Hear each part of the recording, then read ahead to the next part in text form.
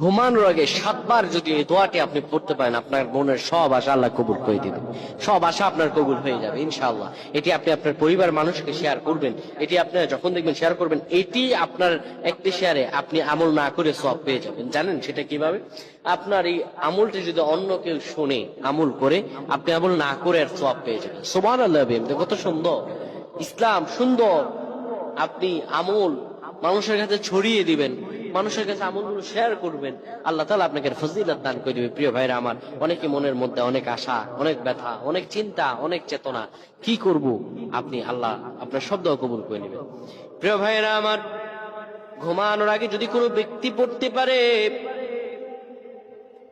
ঘুমানোর আগে ওযু করার পরে 7 বার যদি পড়তে পারে, ইয়া রব্বানা ইয়া রব্বানা ইয়া রব্বানা, হে আমাদের রব, হে আমাদের রব, আল্লাহুম্মা উগফিরলি।